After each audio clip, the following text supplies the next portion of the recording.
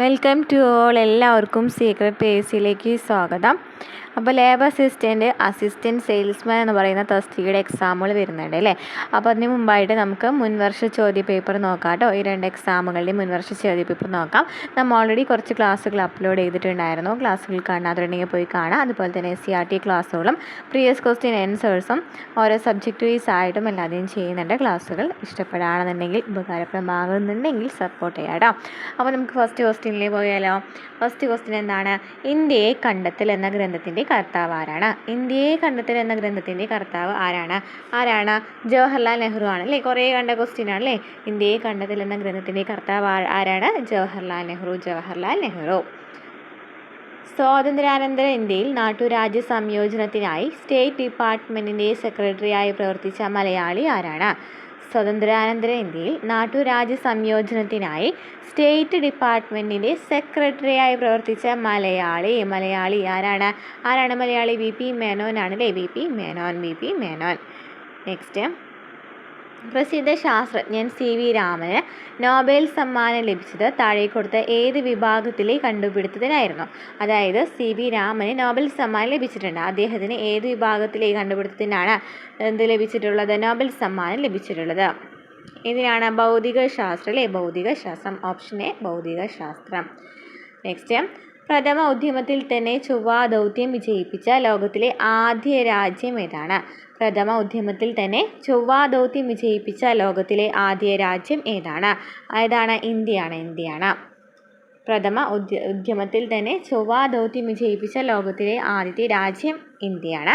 Next, concurrent ലിസ്റ്റിൽപ്പെട്ട വിഷയങ്ങളിൽ നിയമനിർമ്മാണം നടത്തുവാനുള്ള അധികാരം നിക്ഷിപ്തമായിരിക്കുന്നത് ആരിലാണ്?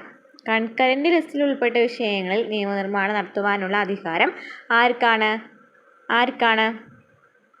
കേന്ദ്ര സംസ്ഥാന ഗവൺമെൻറ്റുകളിൽ സംയുക്തമായിട്ടാണ് അല്ലേ. കൺകറന്റ് ലിസ്റ്റ് എന്ന് പറയുമ്പോൾ എന്താ? കേന്ദ്രത്തിനുമല്ല സംസ്ഥാനത്തിലും. ഇത് രണ്ടും തമ്മിലുള്ള ഒരു ലിസ്റ്റാണ് കൺകറന്റ് ലിസ്റ്റ് എന്ന് പറയുന്നത് അല്ലേ. നമുക്കറിയാം യൂണിയൻ ലിസ്റ്റ് എന്ന് പറയുന്നത് കേന്ദ്ര ഗവൺമെൻറ്റിലാണ്. സ്റ്റേറ്റ് ലിസ്റ്റ് എന്ന് പറയുന്നത് സംസ്ഥാന ഗവൺമെൻറ്റിലാണ്. ഇനി കൺകറന്റ് ലിസ്റ്റ് കേന്ദ്ര സംസ്ഥാന ഗവൺമെൻറ്റുകളിൽ സംയുക്തമായിട്ടാണ്. ഇനി ഏത് പട്ടികയിലാണ്, ഏത് ഷെഡ്യൂളിലാണ് പറയുന്നത്? ലിസ്റ്റുകളെ കുറിച്ച് പറയുന്നത് ഏതാണ്? ഏഴാമത്തെ പട്ടികയിലാണ് ലിസ്റ്റുകളെ കുറിച്ച് പറയുന്നത്. അതുകൊണ്ട് പഠിച്ചു വയ്ക്കുക കേട്ടോ. അതും കാണാനുള്ള ക്വസ്റ്റ്യനാണ്. നെക്സ്റ്റ്, ഇന്ത്യ വിദേശ നയത്തിൻ്റെ ഭാഗമായി പഞ്ചശീല തത്വം ഒപ്പിട്ടത് ഏത് രാജ്യവുമായാണ്? ഇന്ത്യ വിദേശ നയത്തിൻ്റെ ഭാഗമായി പഞ്ചശീല തത്വം ഒപ്പിട്ടത് ഏത് രാജ്യവുമായിട്ടാണ്? പഞ്ചശീല തത്വം ഏത് രാജ്യവുമായിട്ട് ഒപ്പിട്ടതാണ്? ഓപ്ഷൻ സി ചൈന അല്ലേ. ചൈനയുമായി ബന്ധപ്പെട്ടാണ് അല്ലേ. ചൈനയുമായിട്ടാണ് ഇന്ത്യ വിദേശ നയത്തിൻ്റെ ഭാഗമായിട്ട് ചൈനയുമായിട്ടാണ് പഞ്ചശീല തത്വം ഒപ്പുവെക്കുന്നത്. നെക്സ്റ്റ്, ബ്രിട്ടീഷുകാർക്കെതിരെ കേരളത്തിൽ നടന്ന ആദ്യത്തെ സംഘടിത കലാപം ഏതാണ്? ബ്രിട്ടീഷുകാർക്കെതിരെ കേരളത്തിൽ നടന്ന ആദ്യത്തെ സംഘടിത കലാപമാണ് ചോദിച്ചിരിക്കുന്നത്. ആദ്യത്തെ സംഘടിത കലാപം ചോദിക്കുകയാണെങ്കിൽ ഏതാണ്? ആറ്റിങ്ങൽ കലാപമാണ്. ആദ്യത്തെ സംഘടിത കലാപം. 1721 ആറ്റിങ്ങൽ കലാപം നടക്കുന്നത്. എന്നാൽ ആദ്യത്തെ കലാപം എന്ന് മാത്രം ചോദിക്കുകയാണെങ്കിൽ, കേരളത്തിൽ നടന്ന ആദ്യത്തെ കലാപം എന്ന് ചോദിക്കുകയാണെങ്കിൽ ഏതാണ്? അഞ്ചുതെങ്ങ് കലാപമാണല്ലോ അല്ലേ. അഞ്ചുതെങ്ങ് കലാപമാണ്. അതിൻ്റെ ഇയർ ചോദിക്കുകയാണെങ്കിൽ ഏതാണ്? 1697 അല്ലേ. 1697 അഞ്ചുതെങ്ങ് കലാപം നടക്കുന്നത്. അപ്പോൾ ബ്രിട്ടീഷുകാർക്കെതിരെ നടന്ന ആദ്യത്തെ കലാപം ചോദിക്കുകയാണെങ്കിൽ അഞ്ചുതെങ്ങ് കലാപമാണ്. ഇയർ ഏതാണ്? 1697. ഇനി ആദ്യത്തെ സംഘടിത കലാപം ചോദിക്കുകയാണെന്നുണ്ടെങ്കിൽ ഏതാണ്? ആറ്റിങ്ങൽ കലാപമാണ്. 1721 നടക്കുന്നത്. ഇനി കുറിച്യ കലാപത്തിൻ്റെ നേതാവ് ആരാണ്? കുറിച്യ കലാപത്തിൻ്റെ നേതാവ് ചോദിക്കാറുണ്ടല്ലേ എപ്പോഴും. ആരാണ്? രാമൻ നമ്പിയാണ് അല്ലേ. രാമൻ നമ്പിയാണ് കുറിച്യ കലാപത്തിൻ്റെ നേതാവ്. ആരാണ്? രാമൻ നമ്പിയാണ്. ഇനി ഏത് വർഷമാണ് കുറിച്യ കലാപം നടന്നത്? അതൊന്നും ചോദിക്കാറുണ്ട്. ഏതാണ്? 1812 കുറിച്യ കലാപം നടക്കുന്നത്. 1812. ഇനി ഏതാണ്? മാപ്പിള കലാപം അല്ലേ. മാപ്പിള കലാപം നടക്കുന്നത് കൂടുതലായിട്ട് 1921-22 കാലഘട്ടത്തിലാണ്. മാപ്പിള കലാപം അല്ലെങ്കിൽ എന്തെന്ന് പറയാം, മലബാർ കലാപം നടക്കുന്നത് 1921-22 കാലഘട്ടത്തിലാണ് എന്നും പഠിച്ചു വയ്ക്കാം. ഓക്കെ, ക്ലിയർ ആയല്ലോ. കുറിച്യ കലാപം 1812 രാമൻ നമ്പിയുടെ നേതൃത്വത്തിൽ നടന്നു. വട്ടത്തൊപ്പിക്കാരെ നാടുകടത്തുക എന്ന് പറയുന്നത് കുറിച്യ കലാപത്തിൻ്റെ പ്രധാന പ്രമേയമാണ്. ഇനി മുദ്രാവാക്യമാണ്. അതുപോലെ തന്നെ ആറ്റിങ്ങൽ കലാപം ആദ്യത്തെ സംഘടിത കലാപമാണ്. ബ്രിട്ടീഷുകാർക്കെതിരെ നടന്ന ആദ്യത്തെ സംഘടിത കലാപമാണ് ആറ്റിങ്ങൽ കലാപം. 1721 നടക്കുന്നത്. ആദ്യത്തെ കലാപം ചോദിക്കുകയാണെങ്കിൽ ഏതാണ്? അഞ്ചുതെങ്ങ് കലാപമാണ്. ബ്രിട്ടീഷുകാർക്കെതിരെ നടന്ന ആദ്യത്തെ കലാപം അഞ്ചുതെങ്ങ് കലാപം 1697 നടക്കുന്നത്. ഇനി മാപ്പിള കലാപത്തിൻ്റെ ഇയർ 1921, 22 കാലഘട്ടമാണ്. മലബാർ കലാപം എന്നും ഇതിനെ അറിയപ്പെടുന്നുണ്ട് അല്ലേ? ഓക്കെ, ക്ലിയർ ആയല്ലോ. നെക്സ്റ്റ് ക്വസ്റ്റ്യൻ, വേൽത്തമ്പി ദളവ കുണ്ടറ വിളംബരം നടത്തിയ വർഷം ഏതാണ്? വേൽത്തമ്പി ദളവ കുണ്ടറ വിളംബരം നടത്തുന്നത് ഏത് വർഷത്തിലാണ്? 1809 ജനുവരി 11. 1809 ജനുവരി 11 വേലുത്തമ്പി ദളവ കുണ്ടറ വിളംബരം നടത്തുന്നത്. 1809 ജനുവരി 11. നെക്സ്റ്റ്, സംസ്ഥാന പുനഃസംഘടനാ കമ്മീഷൻ നിലവിൽ വന്ന വർഷം ഏതാണ്? സംസ്ഥാന പുനഃസംഘടനാ കമ്മീഷൻ നിലവിൽ വന്ന വർഷം ഏതാണ്? സംസ്ഥാന പുനഃസംഘടനാ കമ്മീഷൻ നിലവിൽ വന്നത് എന്താണ്? 1983 സംസ്ഥാന പുനഃസംഘടനാ കമ്മീഷൻ നിലവിൽ വന്നത്. അപ്പോൾ ഈ സംസ്ഥാന പുനഃസംഘടനാ കമ്മീഷനുമായി ചോദിക്കുന്ന ചോദ്യമാണ്. ഒന്ന് വർഷം ചോദിക്കും, ഏത് ഇയറാന്ന് ചോദിക്കും, 1953. അതുപോലെ തന്നെ ചോദിക്കുന്ന ആരാണ്? അധ്യക്ഷൻ ആരാന്ന് ചോദിക്കാറുണ്ടല്ലോ.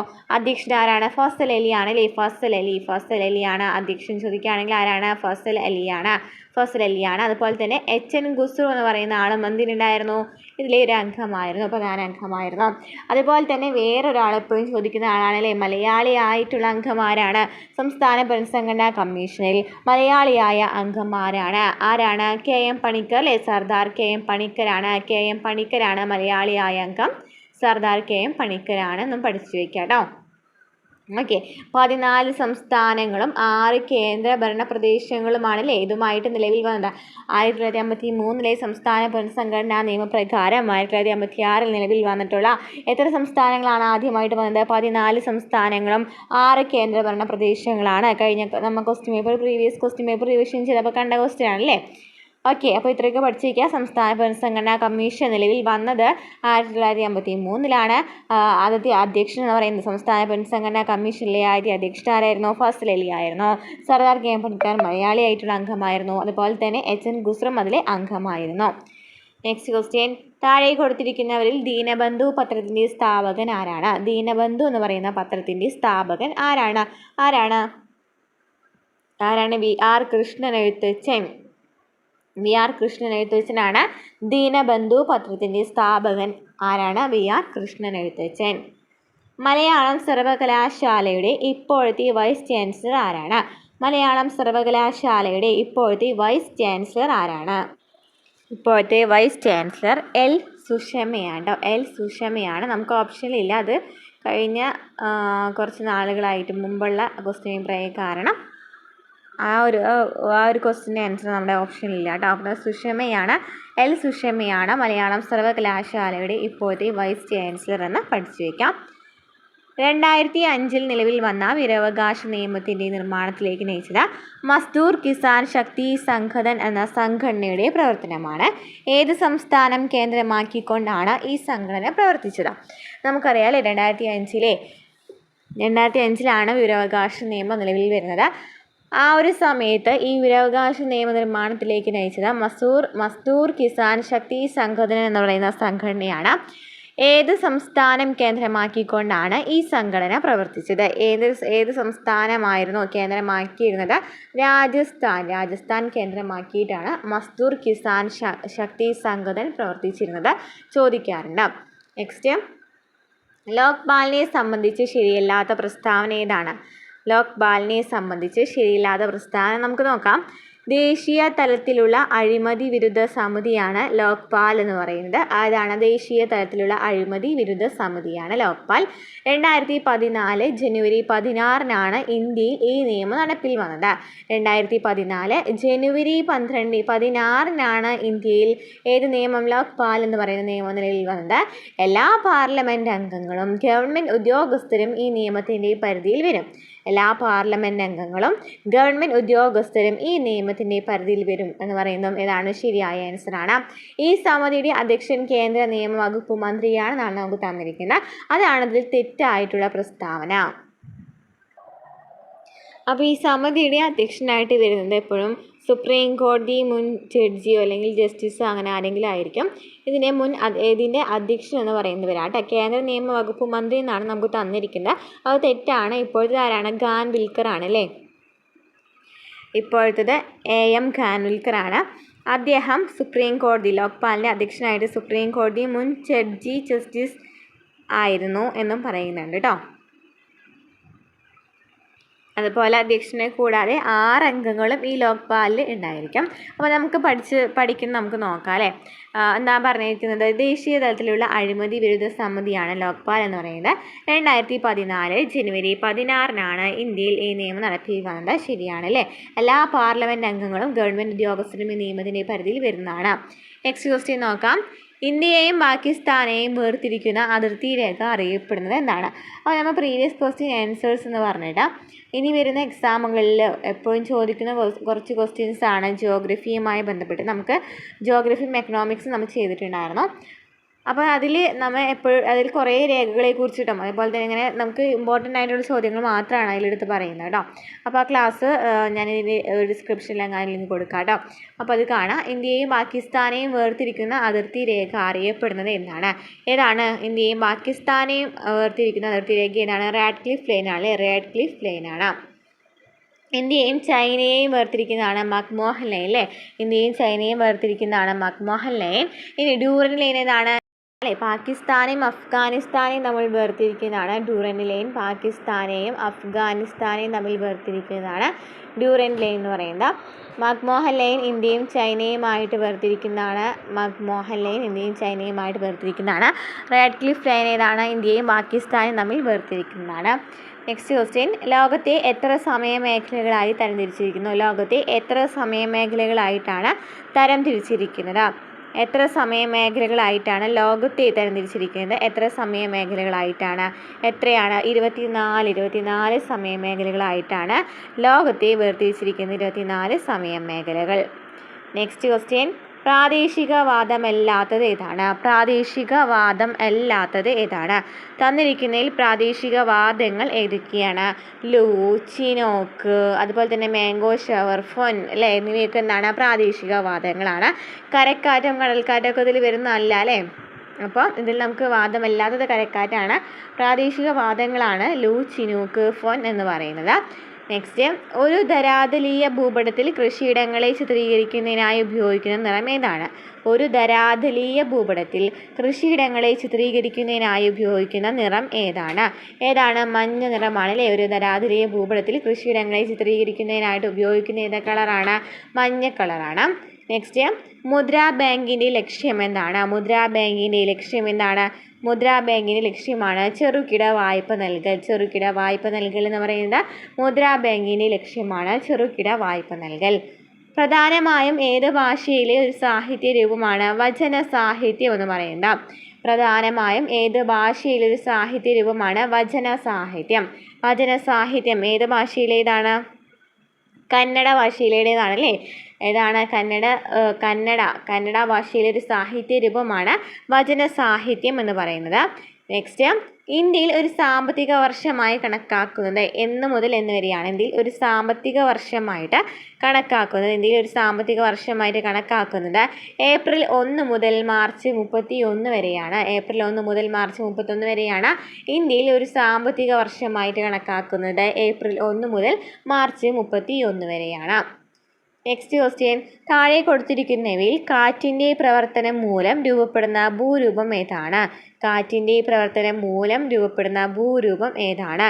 ഏതാണ്? കാറ്റിൻ്റെ പ്രവർത്തനം മൂലം രൂപപ്പെടുന്ന ഭൂരൂപം ഏതാണ്? കൂൺശിലയാണ് അല്ലേ. കൂൺശിലയാണ്. കാറ്റിൻ്റെ പ്രവർത്തനം മൂലം രൂപപ്പെടുന്ന ഭൂരൂപം ഏതാണ്? കൂൺശിലയാണ്. Next question. താഴെ കൊടുത്തിരിക്കുന്നവയിൽ ഇന്ത്യൻ മഹാസമുദ്രത്തിൻ്റെ ഭാഗമായ കടൽ ഏതാണ്? താഴെ കൊടുത്തിരിക്കുന്നവയിൽ ഇന്ത്യൻ മഹാസമുദ്രത്തിൻ്റെ ഭാഗമായ കടൽ ഏതാണ്? ഏതാണ്? അറബിക്കടലാണ്. ഇന്ത്യൻ മഹാസമുദ്രത്തിൻ്റെ ഭാഗമായ കടൽ ഏതാണ്? അറബിക്കടൽ. സേവനങ്ങളെ അടിസ്ഥാനമാക്കി തരംതിരിക്കുമ്പോൾ താഴെ പറയുന്നവയിൽ വിദ്യാഭ്യാസത്തിന് പ്രാധാന്യമുള്ള നഗരം ഏതാണ്? എന്നാണ് പറയുന്നത്. സേവനങ്ങളെ അടിസ്ഥാനമാക്കി തരംതിരിക്കുകയാണെന്നുണ്ടെങ്കിൽ വിദ്യാഭ്യാസത്തിന് പ്രാധാന്യമുള്ള നഗരം ഏതാണ്? അലിഗഡ് ആണ്. അലിഗഡ് യൂണിവേഴ്സിറ്റി ഒക്കെ കേട്ടിട്ടില്ലേ? അപ്പോൾ വിദ്യാഭ്യാസത്തിന് പ്രാധാന്യമുള്ള നഗരം താഴെ തന്നിരിക്കുന്നതിൽ നോക്കുകയാണെങ്കിൽ ഏതാണ്? അലിഗഡ് ആണ്. ലാറ്റിൻ അമേരിക്കൻ രാജ്യങ്ങളുടെ സ്വാതന്ത്ര്യത്തിനു വേണ്ടി പ്രവർത്തിച്ച വ്യക്തി ആരാണ്? ലാറ്റിൻ അമേരിക്കൻ രാജ്യങ്ങളുടെ സ്വാതന്ത്ര്യത്തിന് വേണ്ടി പ്രവർത്തിച്ച വ്യക്തി ആരാണ്? സൈമൺ ബോളിവർ ആണ് അല്ലേ? സൈമൺ ബോളിവർ ആണ് ലാറ്റിൻ അമേരിക്കൻ രാജ്യങ്ങളുടെ സ്വാതന്ത്ര്യത്തിന് വേണ്ടി പ്രവർത്തിച്ച വ്യക്തിയാണ് സൈമൺ ബോളിവർ. നെക്സ്റ്റ്, ഒന്നാം ലോക മഹായുദ്ധത്തിന് മുമ്പ് രൂപം കൊണ്ട സൈനിക സഖ്യമായ ത്രികക്ഷി സഖ്യത്തിൽ പെടാത്ത രാജ്യം ഏതാണ്? ഒന്നാം ലോക മഹായുദ്ധത്തിന് മുമ്പ് രൂപം കൊണ്ട സൈനിക സഖ്യമായ ത്രികക്ഷി സഖ്യത്തിൽ പെടാത്ത രാജ്യം ഏതാണ്? ഫ്രാൻസ് ആയിരുന്നു. Next, missile man of India എന്നറിയപ്പെടുന്നത് ആരെയാണ്? മിസൈൽ മാൻ ഓഫ് ഇന്ത്യ എന്ന് അറിയപ്പെടുന്നത് ആരെയാണ് മിസൈൽ മാൻ ഓഫ് ഇന്ത്യ എന്നറിയപ്പെടുന്നത്? APJ അബ്ദുൽ കലാം അല്ലേ? APJ അബ്ദുൽ കലാമിനെയാണ് മിസൈൽ മാൻ ഓഫ് ഇന്ത്യ എന്നറിയപ്പെടുന്നത് ആരെയാണ്? APJ അബ്ദുൽ കലാം. കൊച്ചിയിൽ ബ്രിട്ടീഷുകാർക്കെതിരെ പോരാടിയ ധീരദേശാഭിമാനി ആരാണ്? കൊച്ചിയിൽ ബ്രിട്ടീഷുകാർക്കെതിരെ പോരാടിയ ധീരദേശാഭിമാനി ആരാണ്? പാലിയത്തച്ഛനാണ് കൊച്ചിയിൽ ബ്രിട്ടീഷുകാർക്കെതിരെ പോരാടിയ ധീരദേശാഭിമാനി. പഴശ്ശി സ്മാരകം സ്ഥിതി ചെയ്യുന്നത് എവിടെയാണ്? മാനന്തവാടിയിലാണ് പഴശ്ശി സ്മാരകം സ്ഥിതി ചെയ്യുന്നത്. മാനന്തവാടി. മലബാർ കുടിയായ്മ നിയമം നിലവിൽ വന്ന വർഷം ഏതാണ്? ഏത് വർഷത്തിലാണ്? 1929 മലബാർ കുടിയായ്മ നിയമം നിലവിൽ വരുന്നത്. മലബാർ കുടിയായ്മ നിലവിൽ വരുന്ന വർഷം 1929. നെക്സ്റ്റ്, 1859 ആലപ്പുഴയിൽ കയർ ഫാക്ടറി സ്ഥാപിച്ച ജെയിംസ് ഡാറ ഏത് രാജ്യക്കാരനായിരുന്നു? അപ്പോൾ കയർ ഫാക്ടറി സ്ഥാപിച്ചത് ആരായിരുന്നു? ജെയിംസ് ഡാറയാണ്. അദ്ദേഹം ആലപ്പുഴയിൽ 1859 സ്ഥാപിക്കുന്നത്. അദ്ദേഹം ഏത് രാജ്യക്കാരനായിരുന്നു? അയർലൻഡുകാരനായിരുന്നു കേട്ടോ. നെക്സ്റ്റ്, യോഗക്ഷേമ സഭ സ്ഥാപിച്ചത് ആരാണ്? VT ഭട്ടതിരിപ്പാടാണ്. VT ഭട്ടതിരിപ്പാടാണ് യോഗക്ഷേമ സഭ സ്ഥാപിക്കുന്നത്. അതുപോലെ തന്നെ അടുക്കളയിൽ നിന്നും മരങ്ങത്തേക്ക് എന്ന് പറയുന്ന നാടകമാരുടേതാണ്? VT ഭട്ടതിരിപ്പാടിനെയാണ്. അതും കൂടെ പഠിച്ചു വെക്കാം കേട്ടോ. അപ്പോൾ യോഗക്ഷേമ സഭ സ്ഥാപിച്ചത് VT ഭട്ടതിരിപ്പാടാണ്. വിദ്യ കൊണ്ട് പ്രബുദ്ധരാവുക, സംഘടന കൊണ്ട് ശക്തരാവുക ഇങ്ങനെ ഉദ്ബോധിപ്പിച്ച സാമൂഹ്യ പരിഷ്കർത്താവ് ആരാണ്? വിദ്യ കൊണ്ട് പ്രബുദ്ധരാവുക, സംഘടന കൊണ്ട് ശക്തരാവുക ഇങ്ങനെ ഉദ്ബോധിപ്പിച്ച സാമൂഹ്യ പരിഷ്കർത്താവ് ആരാണ്? ശ്രീനാരായണ ഗുരുവാണ് അല്ലേ? ശ്രീനാരായണ ഗുരു എന്നാണ് പറഞ്ഞത്. വിദ്യ കൊണ്ട് പ്രബുദ്ധരാവുക, സംഘടന കൊണ്ട് ശക്തരാവുക. ക്വിറ്റ് ഇന്ത്യ സമരത്തിന്റെ ഭാഗമായി നടന്ന കീഴരിയൂർ ബോംബ് കേസ് ഇന്നത്തെ ഏത് ജില്ലയിലാണ്? ക്വിറ്റ് ഇന്ത്യ സമരത്തിന്റെ ഭാഗമായി നടന്ന കീഴരിയൂർ ബോംബ് കേസ് നടന്നത് ഇന്നത്തെ ഏത് ജില്ലയിലാണ്? കോഴിക്കോട് ജില്ലയിലാണ്. കീഴരിയൂർ ബോംബ് കേസ് നടന്ന എവിടെയാണ്? കോഴിക്കോട് ജില്ലയിലാണ്. നെക്സ്റ്റ്, ഭവനരഹിതർക്ക് ഭവനം എന്ന ലക്ഷ്യവുമായി കേരള സർക്കാർ ആരംഭിച്ച പദ്ധതി ഏതാണ്? ഭവനരഹിതർക്ക് ഭവനം എന്ന ലക്ഷ്യവുമായി കേരള സർക്കാർ ആരംഭിച്ച പദ്ധതി ഏതാണ്? ലൈഫാണ് കേട്ടോ. ഇലക്ഷൻ കമ്മീഷനുമായി ബന്ധപ്പെട്ട ഭരണഘടനാ ആർട്ടിക്കിൾ ഏതാണ്? ഏതാണ്? 324 ഇലക്ഷൻ കമ്മീഷനെ കുറിച്ച് പറയുന്നത്. ആർട്ടിക്കിൾ 324. കേരള സംസ്ഥാനത്തെ ആദ്യത്തെ വിവരാവകാശ കമ്മീഷണർ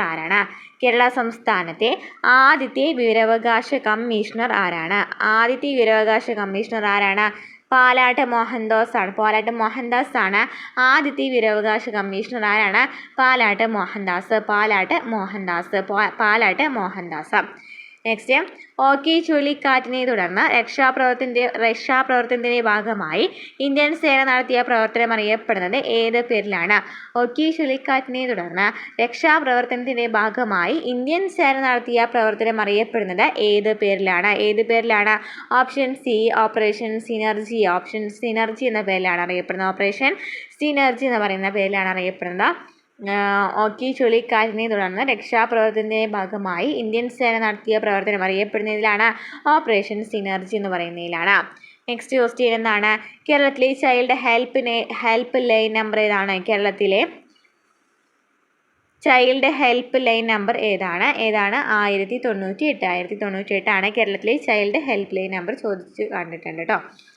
കേരള സംസ്ഥാന സ്കൂൾ കലോത്സവത്തിൽ 12ാം തവണയും കിരീടം നേടിയ ജില്ല. 12ാം തവണയും കിരീടം നേടിയ ജില്ലയാണ് ചോദിച്ചിരിക്കുന്നത്. ആ ഒരു സമയത്ത് കേട്ടോ. കോഴിക്കോടായിരുന്നു. ജപ്പാന്റെ കറൻസി അറിയപ്പെടുന്നത് ഏത് പേരിലാണ്? ജപ്പാന്റെ കറൻസി അറിയപ്പെടുന്നത് ഏത് പേരിലാണ്? ജപ്പാന്റെ കറൻസി അറിയപ്പെടുന്നത് ഏത് പേരിലാണ്? യെൻ. താഴെ പറയുന്നതിൽ കുംഭമേള നടക്കുന്ന സ്ഥലങ്ങളിൽ പെടാത്തത് ഏത്? ഏത് സ്ഥലങ്ങളിലാണ് കുംഭമേള നടക്കാത്തത്? ഏത് സ്ഥലമാണെന്ന് ചോദിച്ചിരിക്കുന്നത് അല്ലേ? കുംഭമേള നടക്കാത്ത സ്ഥലം ഏതാണ്? അഹമ്മദാബാദിലാണ്. നാസിക്, ഹരിദ്വാർ, അലഹാബാദിലൊക്കെ എന്താണ് കുംഭമേള നടക്കുന്ന സ്ഥലങ്ങളാണ്. ഇന്ത്യയിലെ പ്രധാന തുറമുഖങ്ങളിൽ ഏറ്റവും തെക്കേയറ്റത്ത് സ്ഥിതി ചെയ്യുന്ന തുറമുഖം ഏതാണ്? തെക്കേയറ്റത്ത് സ്ഥിതി ചെയ്യുന്ന തുറമുഖം ഏതാണ്? തൂത്തുക്കുടിയാണല്ലേ? ചെന്നൈ തൂത്തുക്കുടിയിലാണ്. ഇന്ത്യയിലെ പ്രധാന തുറമുഖങ്ങളിൽ ഏറ്റവും തെക്കേയറ്റത്ത് സ്ഥിതി ചെയ്യുന്ന ഏതാണ്? തൂത്തുക്കുടിയാണ്. നെക്സ്റ്റ് ലോക ജലദിനം എന്നാണ്. ലോക ജലദിനം ഏതാണ്? മാർച്ച് 22. മാർച്ച് 22 ലോക ജലദിനം. മാർച്ച് 22. ഇനി പ്രവൃത്തിയുടെ യൂണിറ്റ് ഏതാണ്? ജൂളാണ്. പ്രവൃത്തിയുടെ യൂണിറ്റ് ഏതാണ്? ജൂള്. വിനാഗിരിയിൽ അടങ്ങിയിരിക്കുന്ന ആസിഡ് ഏതാണ്? വിനാഗിരിയിൽ അടങ്ങിയിരിക്കുന്ന ആസിഡ് ഏതാണ്? വിനാഗിരിയിൽ അടങ്ങിയിരിക്കുന്ന ആസിഡ് ഏതാണ്? അസറ്റിക് ആസിഡാണ് വിനാഗിരിയിൽ അടങ്ങിയിരിക്കുന്ന ആസിഡ്. ഓർണിത്തോളജി എന്ന ജീവശാസ്ത്ര ശാഖ എന്തിനെക്കുറിച്ച് പ്രതിപാദിക്കുന്നു? ഓർണിത്തോളജി എന്ന് പറയുന്ന ജീവശാസ്ത്ര ശാഖ എന്തിനെക്കുറിച്ച് പ്രതിപാദിക്കുന്നതാണ്? പക്ഷിയെക്കുറിച്ച് പ്രതിപാദിക്കുന്നതാണ്. ഓർണിത്തോളജി എന്ന ജീവശാസ്ത്ര ശാഖ എന്തിനെക്കുറിച്ച് പ്രതിപാദിക്കുന്നതാണ്? പക്ഷിയെക്കുറിച്ചാണ് പ്രതിപാദിക്കുന്നത്. പേപ്പട്ടി വിഷം ബാധിക്കുന്ന മനുഷ്യ ശരീരത്തിലെ അവയവം ഏതാണ്? പേപ്പട്ടി വിഷം ബാധിക്കുന്ന മനുഷ്യ ശരീരത്തിലെ അവയവമാണ് തലച്ചോറാണ്. പേപ്പട്ടി വിഷം ബാധിക്കുന്ന മനുഷ്യ ശരീരത്തിലെ അവയവം ഏതാണ്? തലച്ചോറാണ്. നെക്സ്റ്റ് പന്നിയൂർ 1 എന്നത് താഴെ പറയുന്ന ഏതിനം സസ്യത്തിൻ്റെ സങ്കരീനമാണ്? പന്നിയൂർ എന്ന് പറയുന്നത് ഏതിനം സസ്യത്തിൻ്റെയാണ്? കുരുമുളകിൻ്റെയാണ് അല്ലേ? പന്നിയൂർ എന്ന് പറയുന്നത് ഏതിനാണ്? കുരുമുളകിൻ്റെ സങ്കരീനമാണ് അല്ലേ? നെക്സ്റ്റ് സൂര്യനോട് ഏറ്റവും അടുത്ത് കിടക്കുന്ന ഗ്രഹം ഏതാണ്?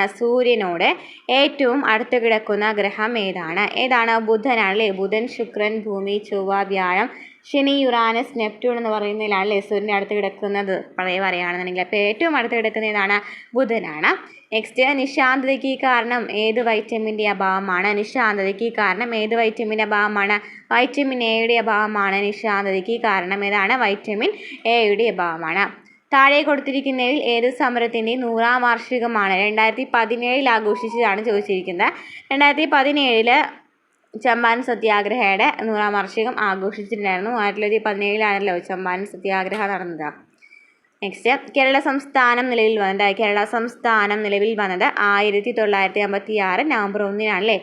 1956 നവംബർ 1 കേരള സംസ്ഥാനം നിലവിൽ വന്നത്. രാഷ്ട്രതന്ത്രശാസ്ത്രത്തിൻ്റെ പിതാവ് അറിയപ്പെടുന്നത് ആരെയാണ്?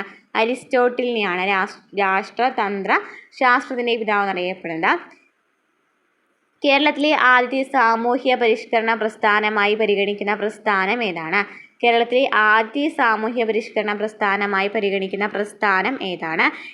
സമത്വ സമാജമാണ് കേരളത്തിലെ ആദ്യത്തെ സാമൂഹ്യ പരിഷ്കരണ പ്രസ്ഥാനമായി പരിഗണിക്കുന്ന പ്രസ്ഥാനം. താഷ്കന്റ് കരാറിൽ ഒപ്പുവെച്ച ഇന്ത്യൻ പ്രധാനമന്ത്രി ആരാണ്? ലാൽ ബഹദൂർ ശാസ്ത്രിയാണല്ലേ? താഷ്കന്റ് കരാറിൽ ഒപ്പുവെച്ച പ്രധാനമന്ത്രിയാണ് ലാൽ ബഹദൂർ ശാസ്ത്രി. അപ്പം ഇത്രയൊക്കെ ക്വസ്റ്റ്യൻസാണ് നമ്മൾ ഇന്നത്തെ ക്ലാസ്സിൽ എടുക്കാൻ ഉദ്ദേശിച്ചിട്ടുണ്ടായിരുന്നത് കേട്ടോ. ക്ലാസ്സുകൾ ഇഷ്ടപ്പെടുകയാണെന്നുണ്ടെങ്കിൽ സപ്പോർട്ട് ചെയ്യുക, ഉപകാരപ്രദമാവാം.